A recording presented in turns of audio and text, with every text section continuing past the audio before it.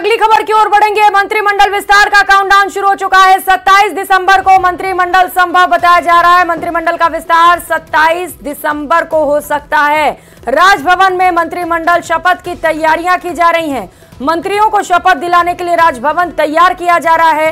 राजभवन में शामियाना लगाने की शुरुआत कर दी गई है। राजभवन में फिलहाल कोई आधिकारिक सूचना नहीं पहुंची है, लेकिन तैयारियां अंदर ही अंदर वहां पर शुरू कर दी गई है और माना जा रहा है कि 27 दिसंबर को मंत्रिमंडल विस्तार किया जा सकता है। 16 मंत्रियों को शपथ दिलाई जा सकती है। 12 कैबिनेट और 4 राज्य मंत्री बनाए जाने के भी आसार हैं। तो काउंटडाउन शुरू हो चुका है। अब इंतजार है सिर्फ नामों के ऐलान का, क्योंकि माना यह जा रहा है कि जिन्हें भी मंत्री बनाया जाना है उनके नाम को तय कर लिया गया है और लिफाफा तैयार हो चुका है, लिस्ट तैयार हो चुकी है। अब सिर्फ ऐलान का इंतजार है। सभी विधायकों के दिलों की धड़कनें बढ़ी हुई हैं।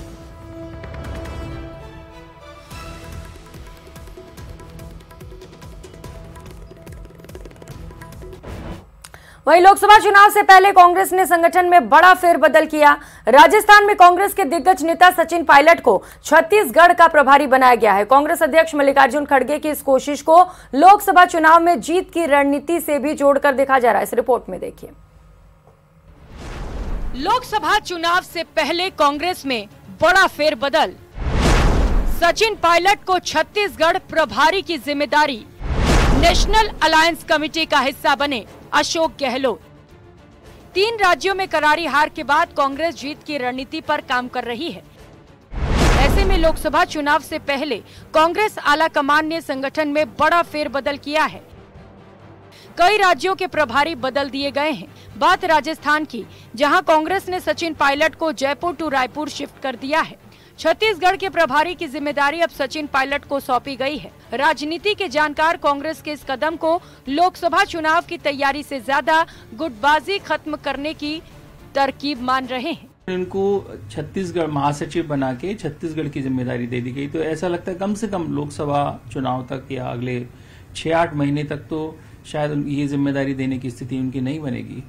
कांग्रेस को उम्मीद थी कि राजस्थान में अशोक गहलोत की गारंटी की बदौलत सत्ता में वापसी करेंगे, लेकिन ऐसा नहीं हुआ। इसके अलावा चुनाव से कुछ महीने पहले सचिन पायलट और अशोक गहलोत के बीच खींचतान को भी हार की वजह माना जा रहा है। ऐसे में जानकार मानते हैं कि कांग्रेस ने दोनों को अलग अलग जिम्मेदारी देकर गुटबाजी को खत्म करने की कोशिश की है।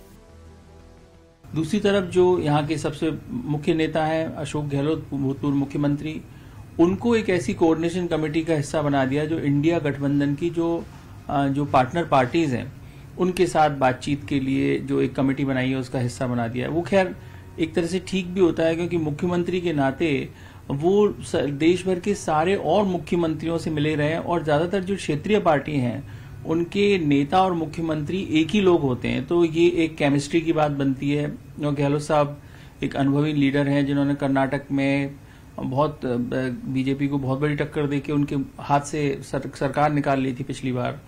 कांग्रेस ने सचिन पायलट को छत्तीसगढ़ का प्रभारी बनाया है, वहीं अशोक गहलोत को नेशनल अलायंस कमेटी में शामिल किया है। ऐसे में सियासी गलियारों में इस बात की चर्चा है कि कांग्रेस ने दोनों को अलग अलग जिम्मेदारी देकर नए विकल्प की तलाश शुरू कर दी है। यानी नेता प्रतिपक्ष और कांग्रेस प्रदेश अध्यक्ष की रेस से अब दोनों ही बाहर माने जा रहे हैं।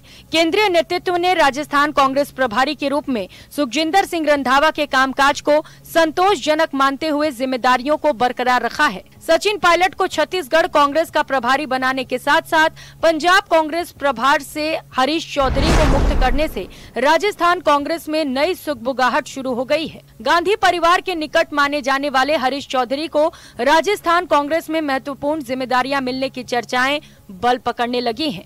राजनीतिक गलियारों में इस बात को लेकर चर्चा है कि राजस्थान कांग्रेस में इस वक्त विधानसभा में नेता प्रतिपक्ष को लेकर लड़ाई चल रही है। ऐसे में अब अशोक गहलोत और सचिन पायलट को राष्ट्रीय स्तर पर जिम्मेदारी मिलने का मतलब है कि इन दोनों में से किसी भी नेता को प्रतिपक्ष नहीं बनाया जाएगा। सियासी जानकारों का मानना है कि कांग्रेस ने 2024 के आम चुनाव को देखते हुए अपने दोनों नेताओं को राजस्थान के बाहर एडजस्ट कर दिया है, ताकि न रहेगा बांस न बजेगी बांसुरी। Bureau report, news 18 Rajasthan.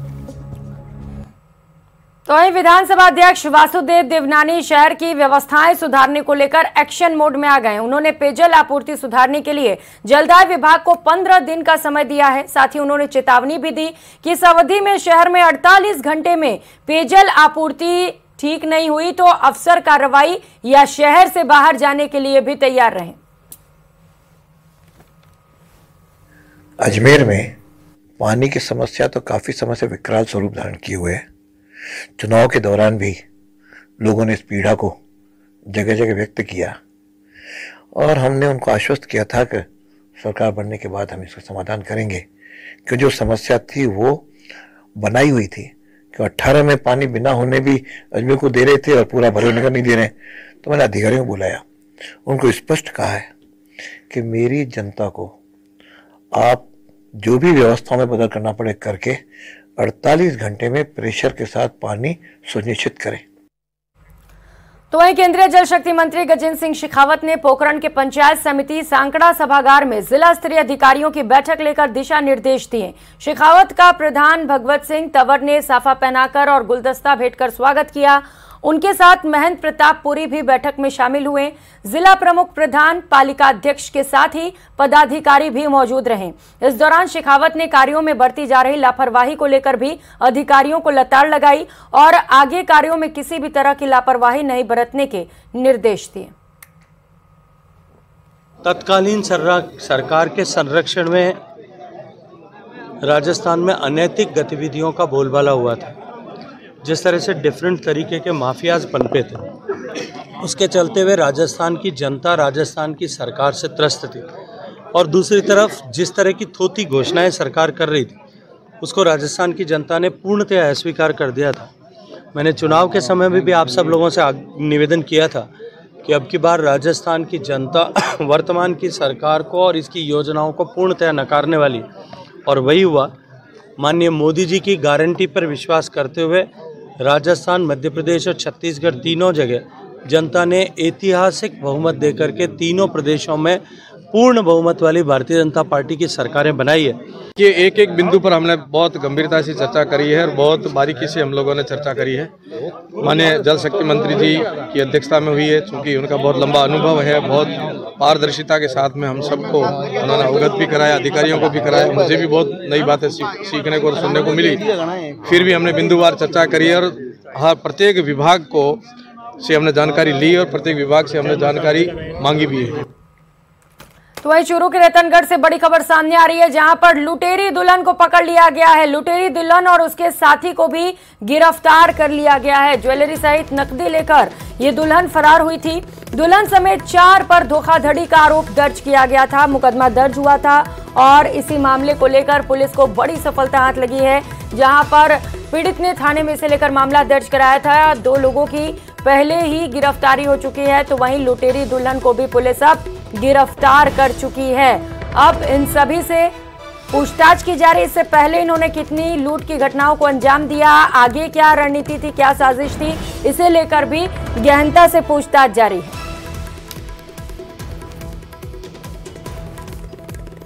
आज कन्हैया लाल माली ही रतनगढ़ की इन्होंने कोई रिपोर्ट दी थी कि इनके बेटे के साथ 420 करके इसकी शादी करवा के दुल्हन एक रात रही और दूसरे दिन सुबह सामान अलमारी में घर का सामान भी चुरा कर ले गई और करीब 65,000 रुपये नकद भी लेगी, जिस पर प्रकरण दर्ज करके बाद तफ्तीश 5 नौजवानों को आरोपी बना।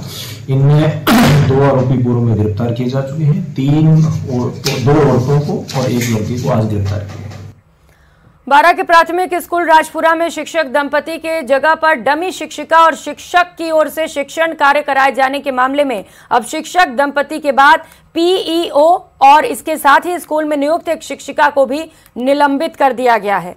पुलिस भी मामले में गहनता से जांच में जुटी हुई है। सदर थाना अधिकारी ने स्कूल से पिछले 7 साल के हाजिरी रजिस्टर अपने कब्जे में लिए हैं। साथ ही मामले को लेकर विधायक ने भी कार्रवाई की मांग की है।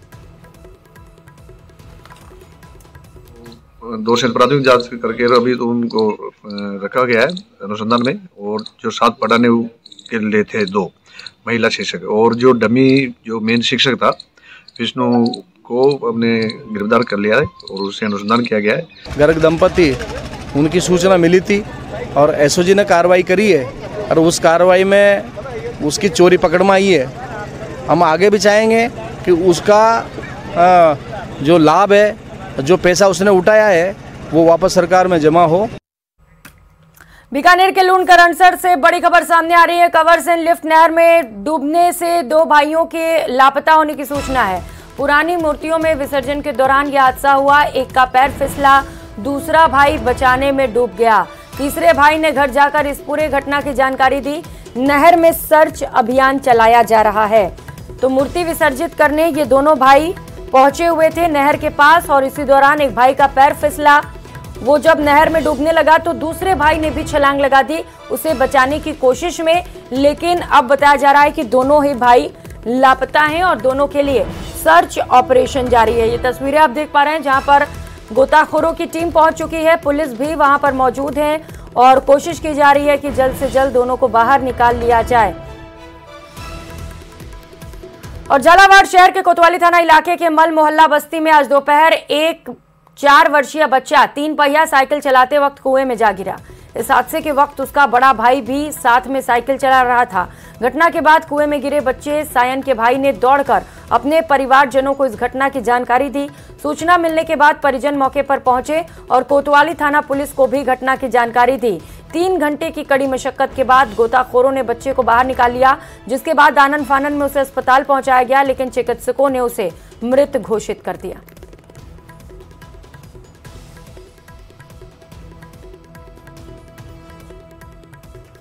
यहाँ पे पहुंचा तो गोताखोर बुलाया, एनडीआरएफ टीमें बुलाई, प्रयास किया जा रहा है और नगर परिषद से द्वारा गाड़ियों से कुएं का पानी खाली किया जा रहा है।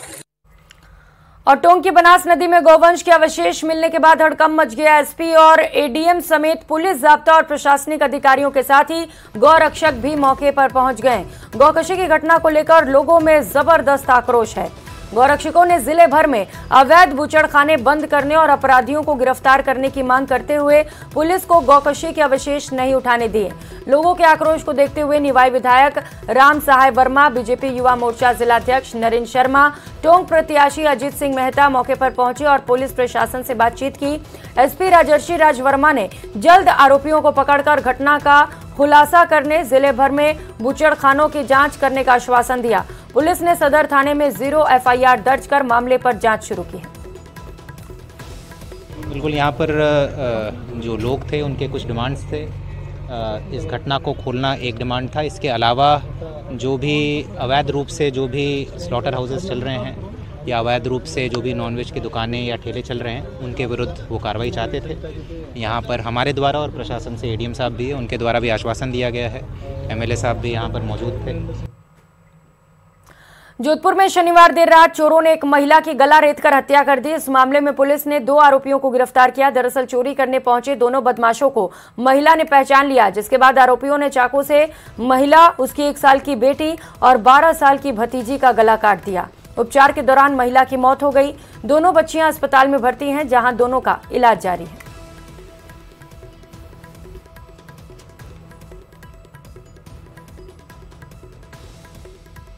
आए थे अपराधियों के, उनकी तलाश सरगर्मी से चालू की गई थी और उन्हें हम लोग दस्तयाब करने में हमने सफलता प्राप्त की है।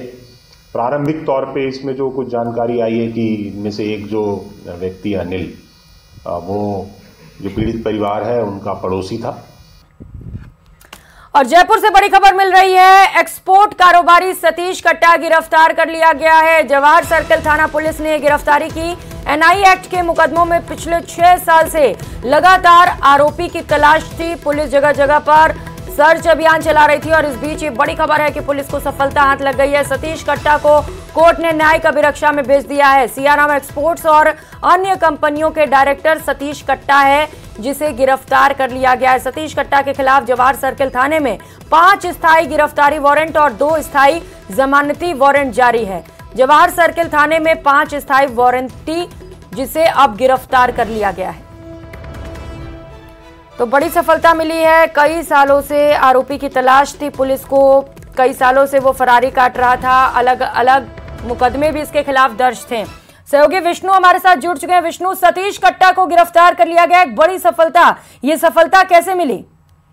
देखिए, बिल्कुल जवाहर साइकिल थाना पुलिस की एक बड़ी कार्रवाई है, क्योंकि सतीश कट्टा जो कि दुर्गापुरा में ही रहने वाले हैं, और सतीश कट्टा का नाम एक बड़े एक्सपोर्ट कारोबारियों में नाम उनका शुमार है, और करीब 6 से 8 मुकदमे इनके जवाहर साइकिल थाने में दर्ज थे, जिनमें जवाहर साइकिल थाना पुलिस को इनकी तलाश थी। सबसे बड़ी बात है कि जो ये सभी मुकदमे हैं वो चेक बाउंस के मुकदमे हैं, यानी कि धोखाधड़ी और चेक बाउंस के मुकदमे होने की जानकारी सामने आ रही है, जिन मुकदमों में करीब 5 में स्थायी गिरफ्तारी वारंट कोर्ट से जारी हुए थे, और वहीं 2 स्थायी वारंट, जमानती वारंट भी इनके पेंडिंग चल रहे थे। यानी करीब 6 मुकदमे जवाहर साइकिल थाने में चेक बाउंस के थे, जिनमें पुलिस तलाश कर रही थी, लेकिन लगातार तलाशी के बाद, दबिश के बावजूद भी सतीश कट्टा हाथ नहीं आ रहे थे। ऐसे में जवाहर साइकिल थाना प्रभारी दलवीर फौजदार को जब सूचना मिली मुखबिर से कि आरोपी एक जगह पर है, तो ऐसे में पुलिस ने स्पेशल टीमें भेजी और आखिरकार सतीश कट्टा को जवाहर साइकिल थाना पुलिस ने गिरफ्तार कर लिया। उन्हें कोर्ट में पेश किया गया है, और कोर्ट में पेश करने के बाद कोर्ट ने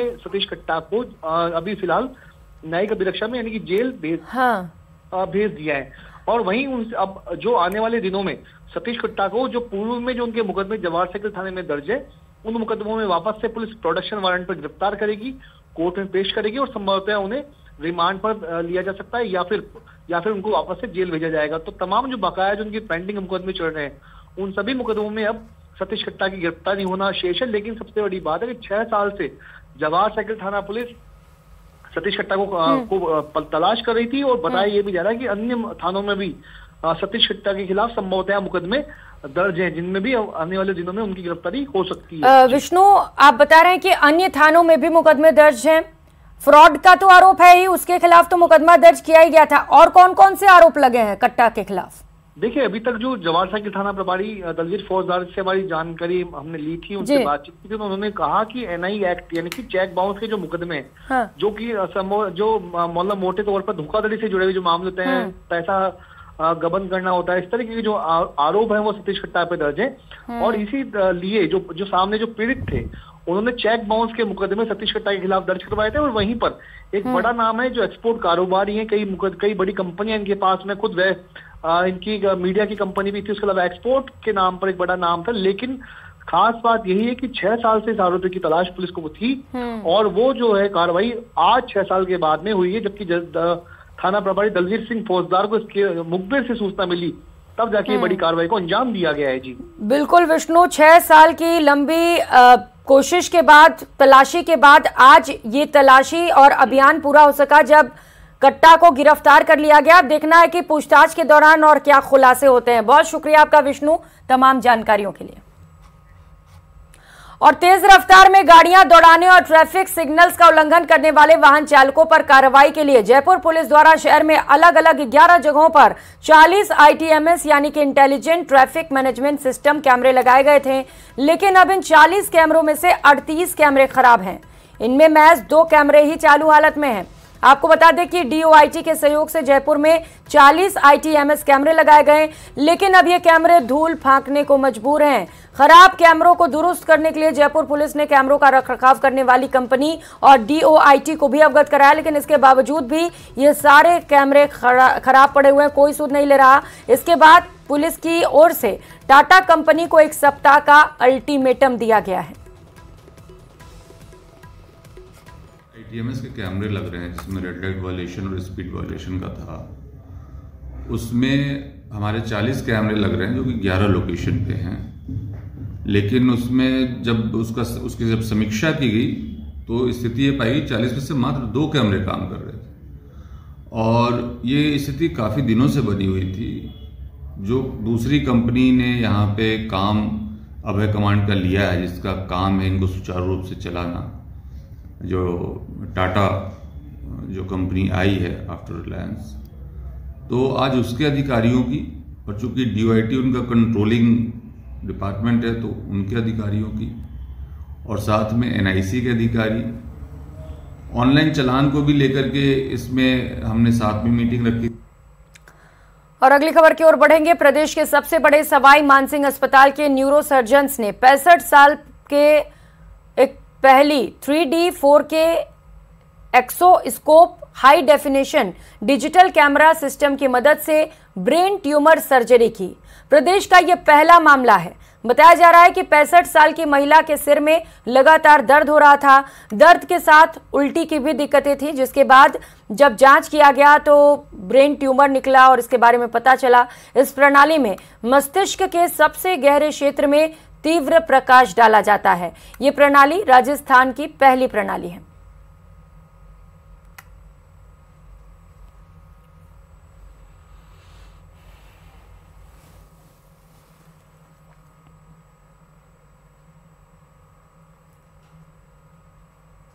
इंस्टॉल हुआ था, जिसके अंदर की एक एग्जोस्कोप सिस्टम भी है।